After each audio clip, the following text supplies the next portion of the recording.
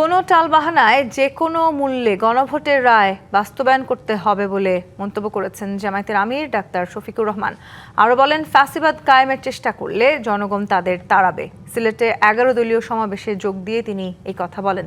এ সময় এনসিপির আহ্বায়ক নাহিদ ইসলাম বলেন, সংস্কার বাস্তবায়ন না হওয়ায় অর্থনৈতিক সংকট মোকাবিলায় সরকার আন্তর্জাতিক সহায়তা পাচ্ছে না।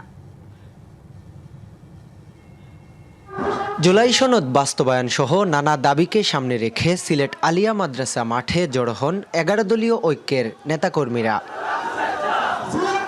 রাজশাহী থেকে শুরু হওয়া বিভাগীয় সমাবেশের সমাপনী আয়োজন ছিল এটি। দুপুর থেকে মাঠে নেতাকর্মীরা জড়ো হতে শুরু করেন। সমাবেশে জোটের নেতারা আধিপত্যবাদ সহ সরকারের নানা বিষয়ে সমালোচনা করেন।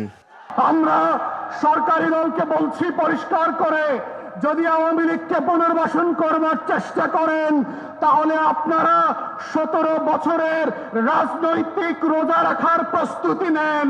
জুলাই সনদ গণভোটের আলোকে বাস্তবায়ন হয় নাই, তাহলে ইনশাআল্লাহ এক দফা সরকার পতনের আন্দোলন শুরু হবে। এনসিপির আহ্বায়ক নাহিদ ইসলাম দাবি করেন, বিএনপি সকল সরকারি সংস্থাকে দলীয়করণ করেছে।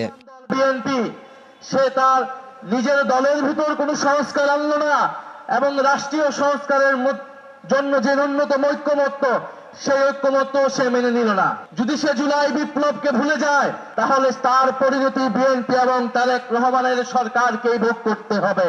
AKS অর্জন করলো গিনেস ওয়ার্ল্ড রেকর্ডস। AKS।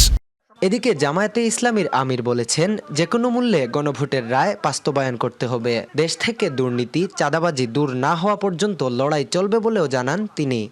আমরা মানব না, হাসিনা তাড়িয়েছে, যদি ফ্যাসিবাদ আপনারা কায়েম করেন আপনাদেরকেও জনগণ তাড়াবে, আপনাদেরকেও ছেড়ে জনগণ কথা বলবে না। আমরা কথা দিয়ে গেলাম, আল্লাহ তাআলা যদি আমাদেরকে কোনোদিন এই দেশ পরিচালনার সুযোগ দেন এই 11 দলকে, ইনশাআল্লাহ আপনাদের দাবি আমরা অক্ষরে অক্ষরে বাস্তবায়ন করব। সিলেটের এই সমাবেশের মাধ্যমে বিভাগীয় কর্মসূচি শেষ হলেও আন্দোলনের ইতি টানছে না 11 দলীয় ঐক্য, বরং দাবি আদায়ে নতুন রাজনৈতিক কর্মসূচির ইঙ্গিত দিয়েছেন জোটের নেতারা। Tawhidur Rahman Shah, DBC news, Sylhet.